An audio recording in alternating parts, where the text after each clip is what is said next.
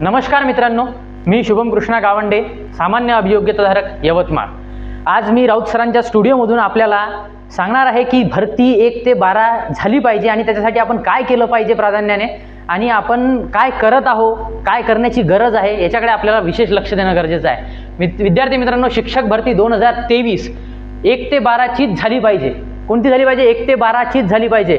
भरतीचे तुकडे पाडून काहीही अर्थ नाही, अभी नाही तो कभी नाही। आणि ही सगळी माहिती आपल्या 9 ते 12च्या म्हणा किंवा 1 ते 12च्या सर्व विद्यार्थ्यांपर्यंत पोहोचण्यासाठी तुम्ही पहिले आमच्या राऊत सरांच्या चॅनलला सबस्क्राईब करा आणि हा व्हिडिओ सगळ्यांपर्यंत शेअर करा, लाईक करा, म्हणजे तो व्हिडिओ सर्व विद्यार्थ्यांना रिकमेंड होईल।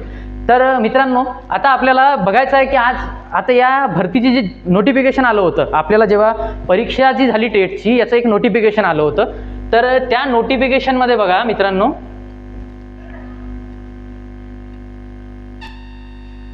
मित्रांनो, जेव्हा आपल्याला शिक्षक भरतीचं नोटिफिकेशन आलं होतं तर यामध्ये जे निवड प्रक्रिया होणार होती तर परीक्षेत मिळालेले गुण सर्व प्रकारच्या शाळांमधील म्हटलं आहे यांनी। प्राथमिक, उच्च प्राथमिक, माध्यमिक, उच्च माध्यमिक, अध्यापक विद्यालय, रात्रशाळा पदभरतीसाठी ग्राह्य धरण्यात येईल। मग हे सगळं त्यांनी जर त्यांच्या नोटिफिकेशनमध्ये दिलं होतं, 1 ते 12साठी जर परीक्षा घेतली तर मग आता जाहिराती जिल्हा परिषदच्या फक्त 1च्या 8च्याच का बरं?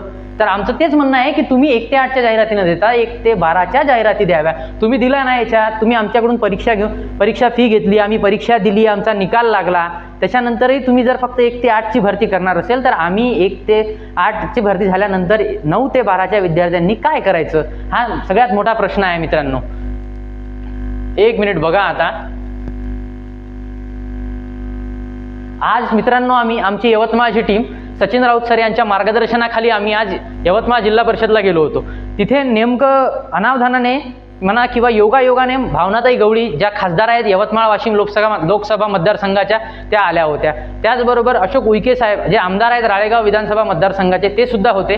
आम्ही आमचा मुद्दा त्यांच्यापर्यंत मांडला। आम्ही त्यांना प्रकर्षाने दाखवून दिलं की भरती जाणीवपूर्वक 1 ते 8ची करण्यात येत आहे का?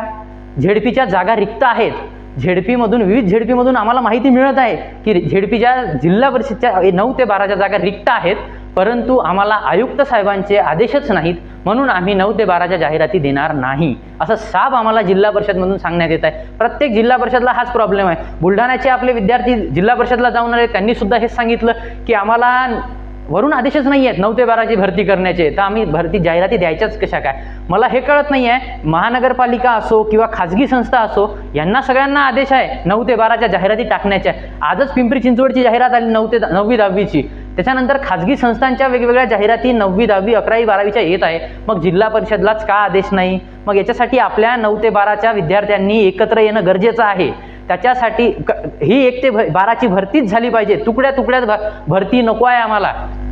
मित्रांनो बघा, आज आम्ही एक मिनिट थांबा, सीओ साहेबांना सुद्धा निवेदन दिलं। सीओ साहेबांसोबत आम्ही बोललो। सर म्हटलं आम्ही एवढे मार्क घेतले, म्हणजे 9 ते 12ची जर भरती झाली नाही तर आम्ही करायचं काय, हा प्रश्न आम्ही त्यांच्या पुढे पण मांडला। परंतु तेही असं बोलत आहेत की आम्हाला वरून जोपर्यंत आदेश येत नाहीत तोपर्यंत आम्ही 9 ते 12च्या जाहिराती टाकू शकत नाही। काही आमचे जे सोर्स आहेत वेगवेगळ्या जिल्हा परिषदमधले, तिथून माहिती मिळत आहे आम्हाला जिल्हा परिषद यवतमाळला विविध जागा खाली आहेत, माध्यमिकच्या, उच्च माध्यमिकच्या सुद्धा जागा खाली आहेत यवतमाळ जिल्हा परिषदला, परंतु त्यांचं म्हणणं आहे आदेश नाही तर जागा नाही। आता बघा मित्रांनो, आज आम्ही यवतमाळ जिल्हा परिषद माध्यमिकचा जो विभाग आहे त्यांच्याकडे गेलो। एक कालच्या तारखेमध्ये छत्रपती संभाजीनगरचं एक पत्र आलेलं आहे खाजगी। आता जर जिल्हा परिषदच्या जागा येणार नसतील तर 9 ते 12च्या विद्यार्थ्यांनी करायचं काय? 9 ते 12च्या विद्यार्थ्यांना एकच पर्याय आहे, आता खाजगी संस्थांच्या ज्या जाहिराती येतील त्या। आता काही ठिकाणाहून अशी माहिती ऐकण्यात येत आहे की पहिले जिल्हा परिषदच्या जाहिराती येतील, त्यांची भरती होईल, नंतर एक खाजगी संस्थांची भरती होईल। मग असं का?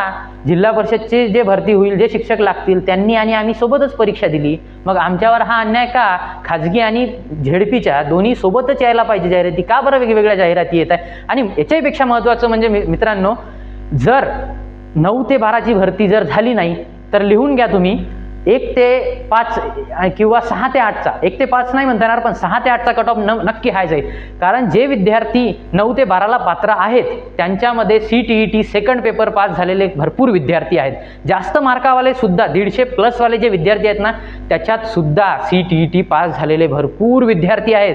त्याच्यामुळे जर 9 ते 12च्या जागा आल्या नाही तर 6 ते 8चा कट ऑफ 100% हाय जाणार आहे. त्याच्यामुळे मी सगळ्यांना आवाहन करतो, 6 ते 8चे विद्यार्थी असो, 1 ते 5चे असो की 9 ते 12चे असो, तुम्हाला असं वाटत असेल की हे 9 ते 12 वाले वेगळे आहेत, यांना आपण सपोर्ट करायचा नाही, कोणी घेत नाही आहे आमचं नाव कशात, कुणाला म्हटलं तर तुम्ही गैरसमज करून घेऊ नका. कारण जर 9 ते 12च्या जाहिराती आल्या नाही तर तुमच्या 6 ते 8च्या जाहिरातीचा कट ऑफ 100% हाय जाणार आहे.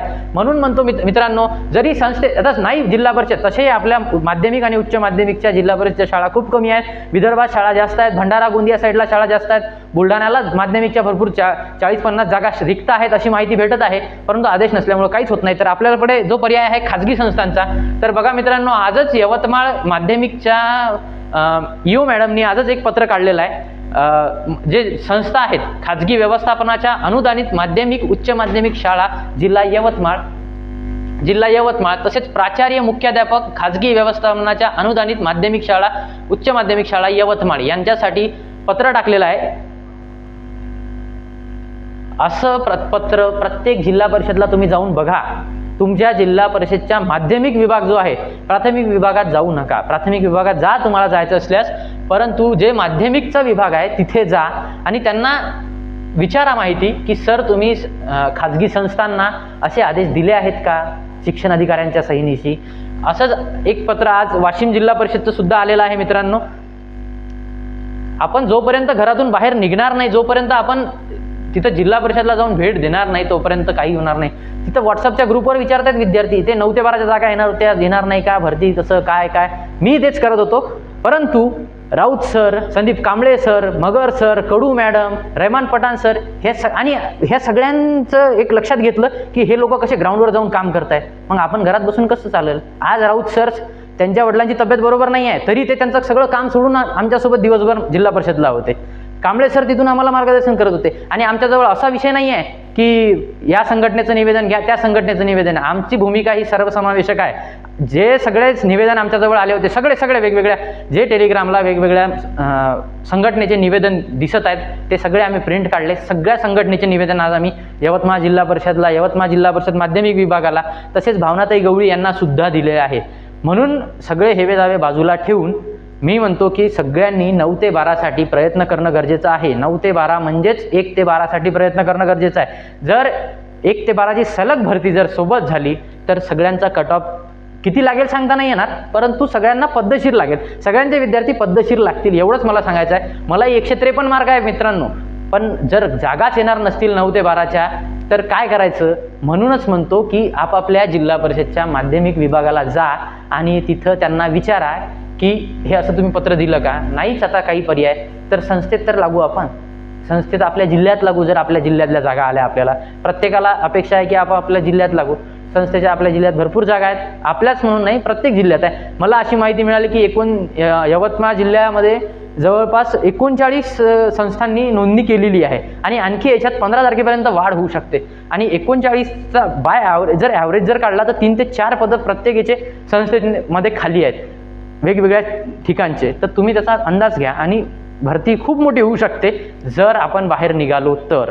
नाहीतर मग आपले आहेत आपले वेगवेगळे सर लोक आहे. सचिन राऊत सर आहे युनिक अकॅडमी यवतमाळचे, संदीप कांबळे सर आहे, संतोष मगर सर आहे, नंतर अश्विनी कडू मॅडम आहे, रहमान पठाण सर आहे. हे सगळे लोक करतायत, ते त्यांच्या जागी योग्यच आहे. पण आपण काय करतो, आपण त्यांना साथ देतो का, या सगळ्या गोष्टी महत्त्वाच्या आहे.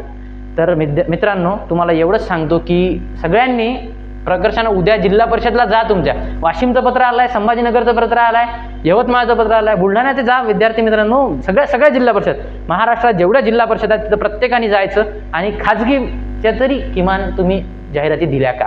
आणि जर होत असेल तर 9 ते 12च्या विद्यार्थ्यांनी लवकरात लवकर 15 तारखेच्या आत म्हणा किंवा 12 तारखेच्या आत जर होत असेल तर लवकरात लवकर पुण्याला एक वेळा आयुक्त साहेबांकडे जाऊन भेट देण्याचं नियोजन करूयात. आणि जर सर्वजण जर गेले, निदान 100 पोरं तरी आले पाहिजे आयुक्त साहेबांकडे जायला. 1-2 पोरं जाऊन काहीच फायदा होणार नाही. जोपर्यंत मॉब दिसणार नाही तोपर्यंत काहीही फायदा होणार नाही. आणि आपल्याला विविध संघटना सांगत आहेत की तुमचे पोरं घेऊन या, आम्ही तुमच्यासोबत येतो. ठीक आहे, आपण आपले पोरं जमा करायचे आणि तिथं जायचं. जर कोणी येत असेल तर ठीक, नाही कोणी येत असेल तर आपण आपल्या परीनं जायचं. आपल्याला काही कोणा नेत्याची गरज नाही आहे, आपण आपलं जाऊ शकतो. आपण एवढे मोठे घोडे झालो लोक तरी आपण चाललो नाही म्हणजे किती लाजिरवाणी गोष्ट आहे. म्हणून म्हणतो पटकन उठा. उद्याचा दिवस, आज हे जसे 2-3 जिल्हा परिषदचे पत्र आले ना, तसे उद्याच्या दिवस सगळ्या वेगवेगळ्या जिल्हा परिषदमध्ये संस्थांना पत्र गेले पाहिजे. तरच 9 ते 12 म्हणा किंवा 1 ते 12ची भरती होईल. अन्यथा भरतीवर तुम्ही विचारही नाही करू शकत. अशा गोष्टी बाहेर येत आहेत. म्हणून मित्रांनो, सर्वांनी हे करा. धन्यवाद.